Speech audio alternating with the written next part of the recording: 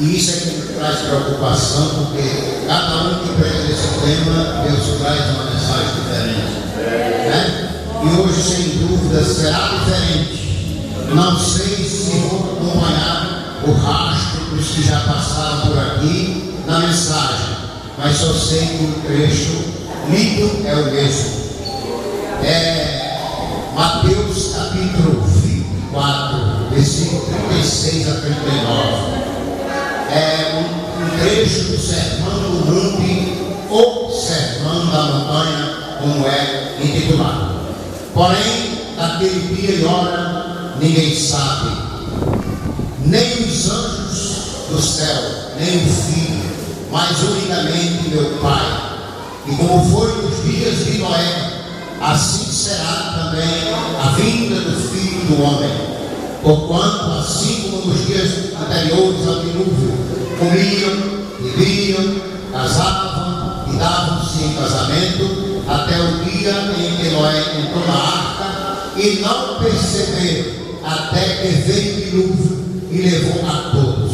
Assim também será a vinda do Filho do Homem. Amém. Pode sentar, queridos. Antes de meditar nesses versículos que foram lidos, eu quero também fazer os meus agradecimentos ao pastor Davi e os companheiros que estão ladeando ele aqui nesta congregação, e a igreja do Senhor que entendeu o meu pedido, o meu grito ali de Paracatu, quando me deparei com o diagnóstico da minha filha com câncer. Eu disse, saí do hospital, quando eu perguntei ao médico lá na faculdade, apenas 11 anos, morado no Amegado, aleijado, médico velho já, aleijado. Doutor, seja sincero comigo, o que é que a minha filha tem? Ele disse, o que ela tem? Ela tem câncer, meu filho. Câncer. Doutor, é câncer? É câncer. Vamos saber dela. Vamos ver. E agora, meu querido, daqui para frente é Deus. É só Deus. Aí, ele também não enganou ela, nem minha esposa, nos chamou lá no quarto e disse, você está com câncer, nós estamos te mandando para o Berlândia, para tratamento, e vai acontecer assim, assim, assim. E ela ficou já mole, já andando, porque nós estávamos segurando no braço e no outro, e ela trevada, já. Aí eu disse, morre agora. Aí eu cheguei no carro e disse, ela começou a chorar e tremer, como se segurava. Eu disse que já no nosso primeiro passo, minha filha, daqui será na casa do pastor. É nessa hora que a gente sente o peso nos ombros do que é ser um pastor. Viu? É nessa hora. Eu sei que aqui muitos têm o chamado para pastorear, outros que estão indo vão ter também. Honre isso, querido, porque ser pastor não é fácil. Tudo que é fácil nós fazemos, nós bancamos e tudo, mas o mais difícil a gente diz, vamos levar para as costas do pastor. E assim fui eu, beijando, vamos direto na casa do pastor agora. Cheguei lá, falei, o pastor falou aí, não é escada. Ele está lá no banheiro, disse, vou esperar ele. Quando ele saiu, estava tomando banho, ia sair e disse, pastor, vamos para o senhor. Senhor, pastor, eu vim lhe convidar para fazer parte da minha luta a partir de agora. Aí, o que foi? O que aconteceu? Eu disse, a minha filha foi diagnosticada com câncer. E meu primeiro passo está sendo justamente essa oração aqui. Aí ele teve aquele susto, todo mundo se assustou, e a Jane veio por um clamor tremendo, já caiu de joelho, e abraçada com os pés do pastor, com os pés, sabe, do pastor Jonas, e agarrada com nós e dizendo, papai, eu queria tanto viver com vocês até o último dia, mas infelizmente estou indo. E fez aquela zoada, sabe, que coração de pai e de mãe não aguenta ouvir. Mas o pastor João conosco fez a oração e nós partimos para o tratamento. E eu tomei a decisão de espalhar essa notícia ruim por todo o campo de Paracatu. Liguei para o pastor Davi liguei para o pastor Edson, cabeceira grande, liguei para o pastor Menezes em Guarda-Bola, liguei para o pastor Amaro lá em Uruana, para o pastor Edilson lá em Buriti, enfim, que tinha uma igreja evangélica, onde tinha o irmão nosso, as congregações, todas elas. Liguei para todo mundo e disse: me ajuda em oração, me ajuda, contei a situação. E da partir daí travou-se a guerra contra aquele câncer. Irmãos, e para não estender muito o assunto, eu quero dizer para os irmãos uma coisa: aqui em Uberlândia, os médicos estão assustados com a recuperação de Bijama. Eles dizem que não sabem como é que uma recuperação nasce tão rápida. E eles não sabem, mas eu sei. Qualquer que seja a tua dificuldade, dê o primeiro passo para os pés de Cristo. Faça isso, não tenha vergonha. Não tenha vergonha de dizer qual é a sua situação. Uma das causas de Jesus operar milagres em várias pessoas foi chegar nos enfermos e dizer: o que queres que eu te faça? Ele sempre perguntou: o que queres que eu te faça? O que tu tens? O que é que tu tens? E o que queres que eu te faça? Agora tem pessoas que quando há uma enfermidade ficam com vergonha de falar para o pastor, ficam com vergonha de falar para as irmãs, para os irmãos. Ele é egoísta, se tranca dentro de quatro paredes e diz: eu vou morrer mesmo, e pronto, acabou, e se dá para o vizinho aí morre. Mas se buscar o Senhor enquanto pode achar, ele vai sair vitorioso. E essa é a vitória que nós estamos tendo na nossa vida. Alguns irmãos aqui, eu estou vendo uns 3 ou 4 aqui, que na minha época conviveu conosco e sabe que Bijane e Bijaíba me ajudou muito por esses mundos que nós passamos em Uruana, Buritis, aqui mesmo, em outros lugares. Elas louvavam a Deus com cores, 2 canarinhas, parecia canárias para cantar, cantava lá. Os irmãos que viram ela, sabem que elas cantavam bonito. Depois, Bijaíba casou e veio lá, mas quando separou-se a dupla, né? Que até então estava se criando uma dupla, a gente até estava tendo uns projetos bonitos para frente, né? E a Bijane com isso ela entristeceu, e eu quero dizer o linguagem certo, desviou-se da presença do Senhor. Essa é a verdade. E quantas vezes quando eu com a minha esposa convidava ela para voltar para a igreja, para ir para a igreja, e ela se aborrecia conosco, deixou de ir na minha casa, porque sabia que quando chegava lá eu dizia: minha filha, volta para Jesus. Ela chegou a dizer: eu tenho ódio de vir nesse inferno. Sabe qual é o inferno? Era a minha casa. Para poder não ouvir o convite de voltar, não, essa é a verdade. Ei, moça, rapaz, não pense que as coisas do mundo vai te dar alguma coisa. Fica na presença de Deus, que são muitos moços e muitas moças que queriam estar sentada no lugar onde você está sentado e não consegue, não tem oportunidade, e você tem o mundo está te oferecendo lá fora um prato de guisado, e você, quem sabe, está observando isso. Cuidado, não saia da presença de Deus, para que não te aconteça coisas tremendas, como aconteceu com o Bijane. Muito aí fora queria estar sentado na cadeira que você está, mas não consegue. Às vezes até chega a entrar na igreja, ou vem na porta da igreja, mas não consegue entrar, porque existe uma força maligna que tira ele para fora da igreja, irmão. E lá fora, meu irmão, estão as pragas do Egito, que estão lá fora esperando o recaldo para lhe atingir. E aí, queridos, Deus não me deu. Mas agora, queridos, que já voltou para Jesus. Ela voltou para Jesus. E ele está muito alegre. Alguns cultos ela tem estado conosco, tem louvado o Senhor com alegria, viu? Tem louvado o Senhor com alegria e tem prometido que aonde passou o nome dela, pedindo ajuda, daqui a mais um dia vai passar ela agradecendo pela ajuda que recebeu.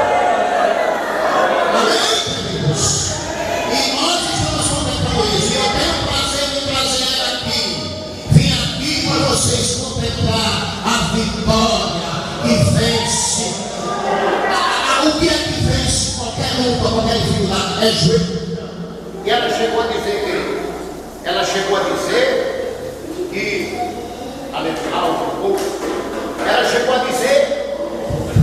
nesse tratamento dela, ela tem visto Jesus dessa distância dela.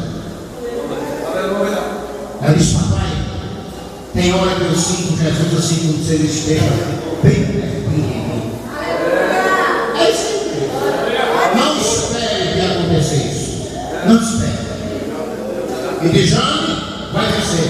Ela saiu de Uberlândia hoje, era uma faixa de umas 2h30. Teve agora mesmo, ela deu essa. Já chegou, ela já chegou em Maranatá. Ela já chegou. Então, queridos, que Deus abençoe os irmãos. Eu quero agradecer de todo o coração. Olhando aqui para o trecho. Porém, daquele dia e hora, ninguém sabe. Ninguém. O trecho aqui de ninguém. Quando diz ninguém, é porque ninguém sabe. Nem os anjos do céu. Observe que existe um segredo. Existe um grande mistério no acontecimento chamado arrebatamento da igreja, ou volta do Filho do Homem, que é Jesus. Existe um grande mistério, ninguém sabe. Esse ninguém sabe aqui, querido, é justamente para nos despertar uma curiosidade bem grande. É para poder nos impor uma obrigação de estarmos sempre ligados no arrebatamento da igreja e na vinda do Filho. É um acontecimento que não pode ser esquecido. É um acontecimento que não pode ser ocupado com outras coisas na vida do. Inclusive, pastor Davi, irmãos que estão aqui, o arrebatamento é um assunto que está sumindo das nossas pregações. Por que será que arrebatamento, o assunto do arrebatamento ou volta de Jesus está sendo tão escasso nos tempos de pregação em nosso meio?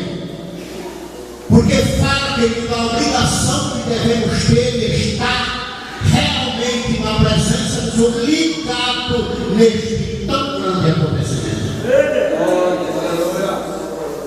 Tão grande acontecimento. Então, aqui diz: nem os anjos do céu sabem, nem o Filho, mas unicamente meu Pai.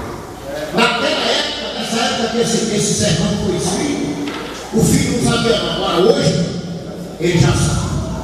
Ele já sabe, mas continua sendo um mistério para nós aqui na terra. Porque Jesus quer que nós estejamos preparados. Jesus quer que nós estejamos, irmãos, ligados. Então diz assim: como foi nos dias de Noé, assim será também na vinda do Filho do Homem. Porquanto, assim como de Noé anteriores ao dilúvio, comiam, bebiam, casavam e davam-se em casamento, até o dia em que Noé entrou na arca, e não perceberam. Então veja, esses acontecimentos anteriores ao dilúvio, na época de Noé, tirou a visão daquele povo que ia haver o dilúvio. E naquele tempo, querido, se você for olhar ao pé da letra, aqueles irmãos, aquele povo tinha até uma certa razão de não acreditar no que Noé estava falando. Que Noé estava dizendo que ia chover sobre a terra, ia acontecer o dilúvio. E o assunto chover naquela época era um assunto até então desconhecido. Que segundo histórias não chovia de cima para baixo, a terra era regada de baixo para cima. Então apareceu um camarada dizendo que ia chover de cima para baixo, só porque era muito doido.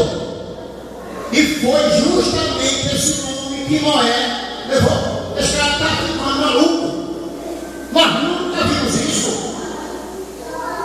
E justamente por isso eles não acreditaram no que Noé estava falando. Mas e agora? Será que a igreja do Senhor Jesus está duvidando do que os seus atalaias estão falando, do que a palavra de Deus está informando que Jesus está vindo? Será que a igreja não está acreditando?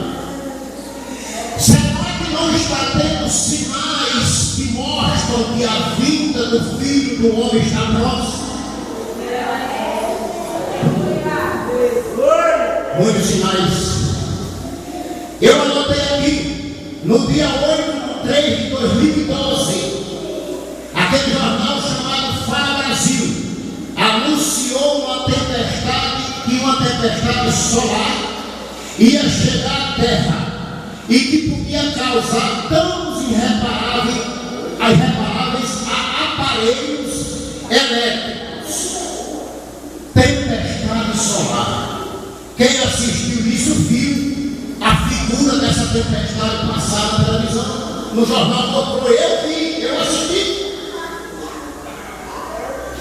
Fogo puro. O sol jogando fogo no ar. Explodindo, uma coisa tremenda. Isso não é um sinal? É um sinal. Ainda não é a vinda, é o começo, mas já é o sinal. E no dia 16/2/2014, um meteoro pesando 300 quilos chocou-se com a Lua e foi a maior colisão lunar.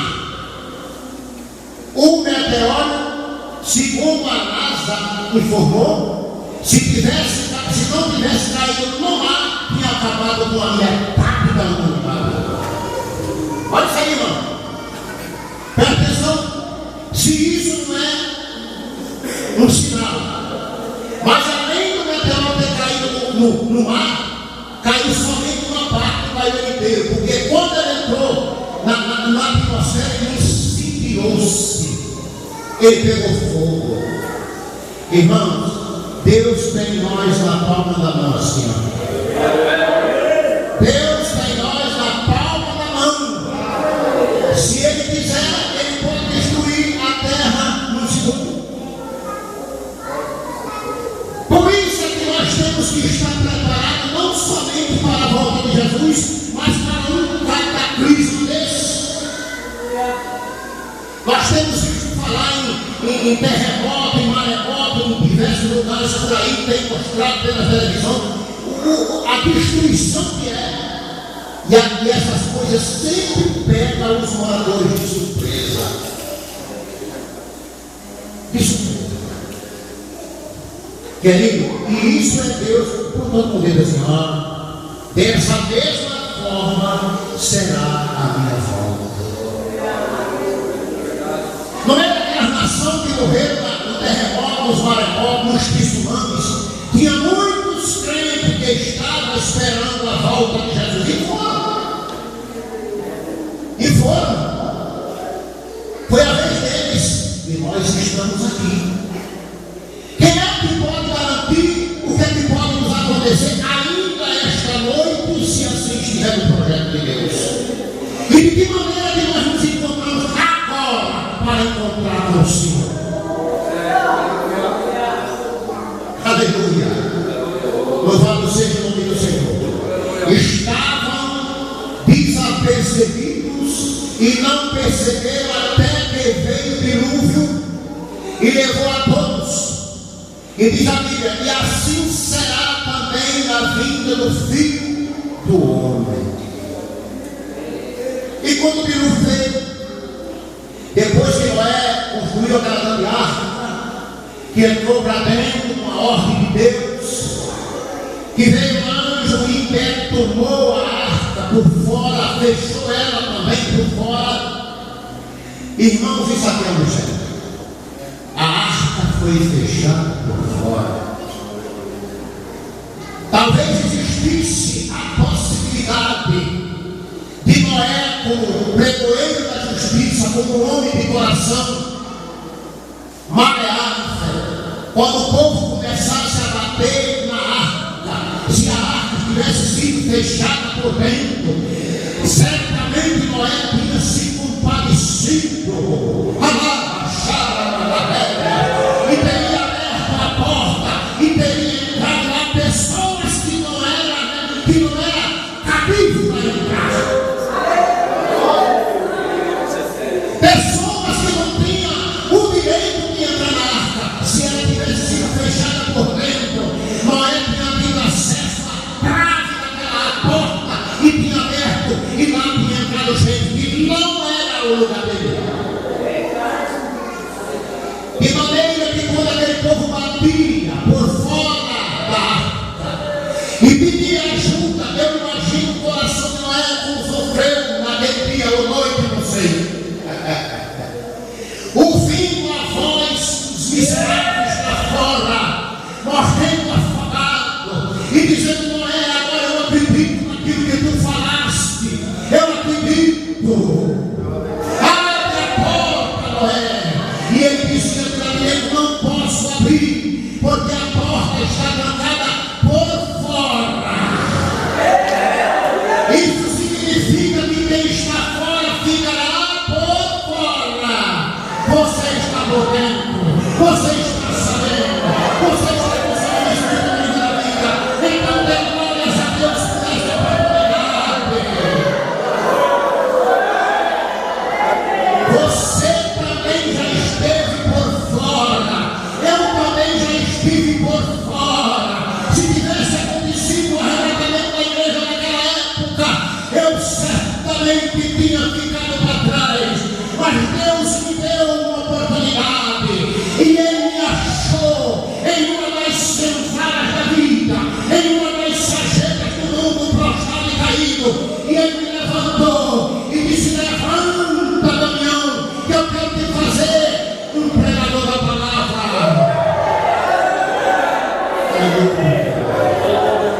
Louvado seja o nome de Jesus. Eu não tinha direito, porque eu era inimigo da cruz de Cristo. Eu era religioso e não me odiava crente. Eu não gostava de crente. Eu sei que talvez não seja não seja isso a sua vida para ser de Cristo. Foi por ódio, eu fui. Foi por odiar crente. Fui. Mas Deus não levou em conta o tempo da minha ignorância. Ele me chamou. Ei, eu sempre falo isso: se eu tiver que pagar, irmãos, se eu tiver que pagar com as minhas costas os males que eu causei para os irmãos que me tentaram me ajudar a encontrar Jesus mais cedo, ai das minhas costas,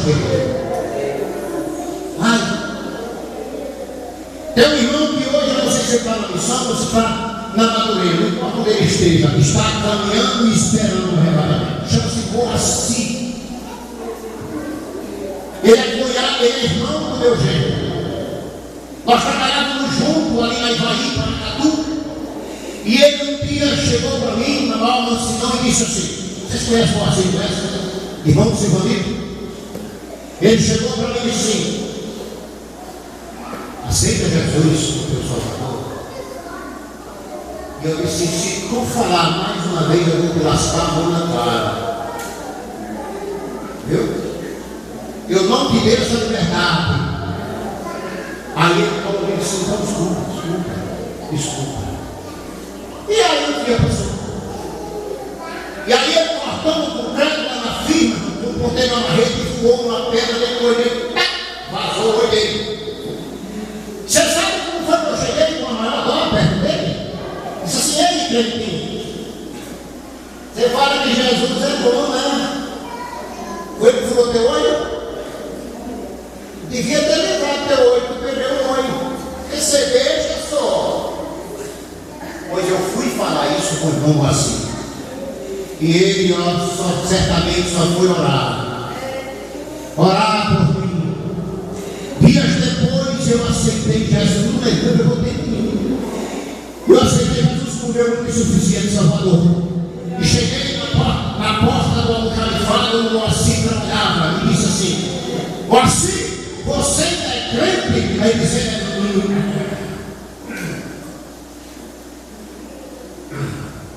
Eu disse: tu é crente ou não é, cara? Sou, eu continuo sendo crente. Eu disse: é para me dar uma paz do Senhor, rapaz. Eu sou crente também. Eu aceitei Jesus como meu Salvador. Aí eu fui uma alegria tremenda, Deus.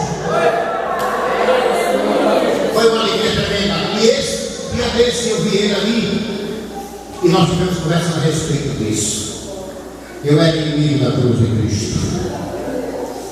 Eu era um daqueles que ficou por fora da arca naquela época, batendo e pedindo a Noé: abre a porta, Noé.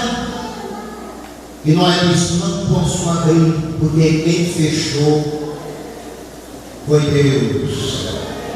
Quem sabe ele disse: a tramela está aí por fora. Irmão, veja o segredo aqui. A tranca da arca estava por fora. Por que aquele povo não conseguiu abrir?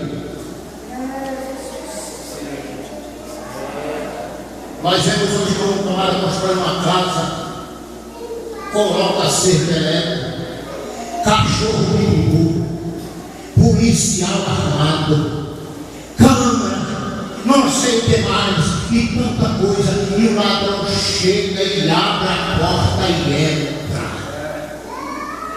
Mas, e lá tinha toda essa raça que estava tudo lá. Ninguém conseguiu arrumar a porta que Deus fecha, ninguém abre, mas também a porta que Deus abre, ninguém fecha.